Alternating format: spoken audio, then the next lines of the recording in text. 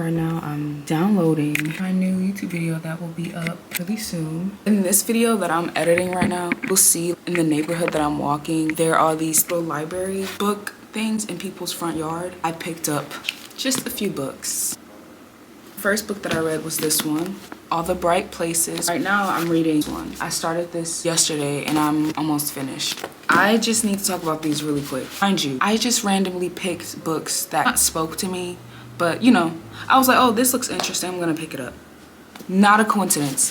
These two books, they just represent what my life has been recently. I can't explain it. This book is sad. It's a sad book, I'm not gonna lie, but it also talks about staying present, enjoying each and every moment because tomorrow is not promised. It also talks about the things that I personally went through. It's so weird because I just randomly picked this book up.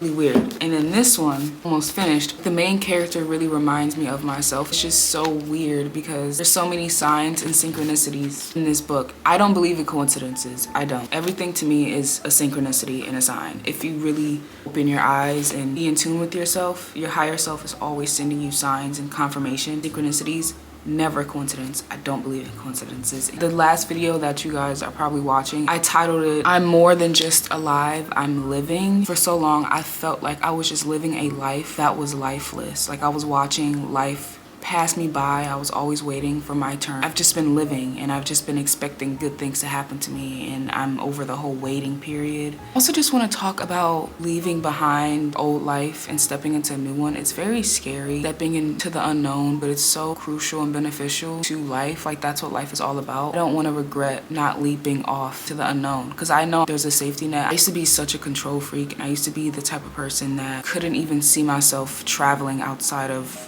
my home state or just doing anything. I just became the person that I always wanted to be. It's so crazy because a year ago, I just never thought I would be this person, leaving behind my old life, my hometown, all on my own. Please read this book. If you feel like you've just been trapped, or you've just been in a waiting period, or you feel like life is passing you by, read this book. Whatever you want to do in life, just go for it, like please. If you feel like you're in a waiting period and you feel very stagnant and stuck, I understand. I've been feeling that way. Since I was a little girl, I always watched other people have the teenage experience, always the one that couldn't have fun because my responsibilities were to make sure everyone was okay and to be emotionally available. I just never got to experience being a kid, teenager. Now I get to experience being a kid and a teenager, an adult all at once, and it feels amazing. There's just a lot of ups and downs. A lot of ups and downs. If you're feeling stuck or stagnant, you feel down or depressed or just anxious, just know this version of you is needed to go to that next stage in your life, and you don't want to rush anything. If you keep waiting for the next moment to come, you're gonna forever be in a waiting period. Right now, I know how shitty life may be if you're going through a depressive state.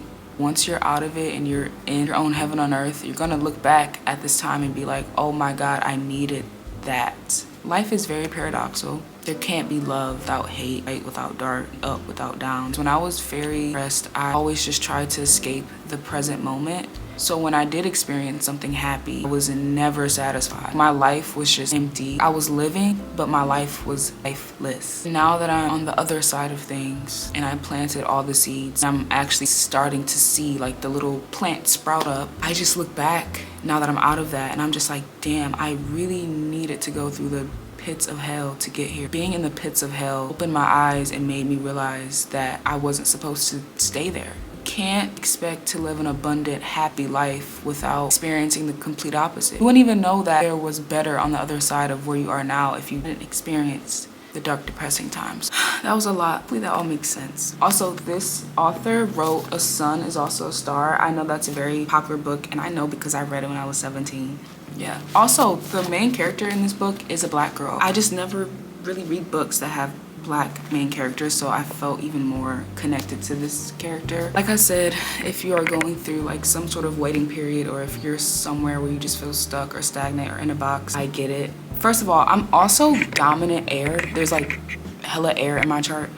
The first video that I ever made, I said I was a Libra sun, Scorpio moon, Pisces rising. I was completely wrong. I just found out my actual birth time.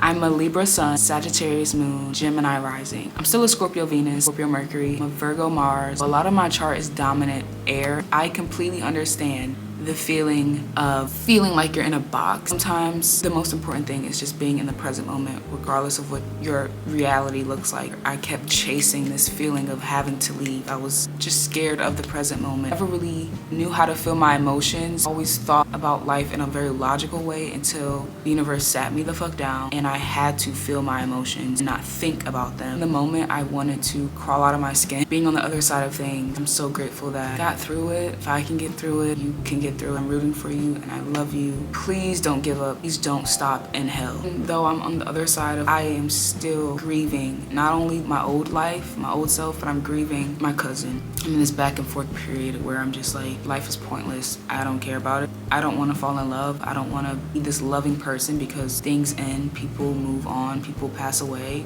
And the other side, I'm just like, love hard and intensely because things do end, people do pass away, life does go on. Just hope that this could give someone clarity. Just keep going and to love hard and intensely no matter what, and to know that your love is never a waste. If you are in a grieving period, I just want you to know that if it's just love in a very heavy coat, you grieve something, it's because you unconditionally loved what you are grieving, whether it's a person, a loss of a job, friendship that's over. Sometimes it's exhausting feeling everything so deeply, and other times it's the most amazing thing in the world, being able to feel so deeply.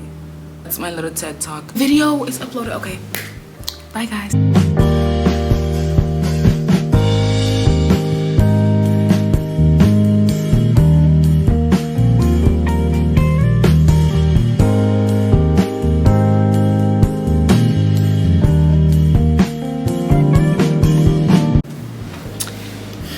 I just made some oatmeal. Do I really like oatmeal? No.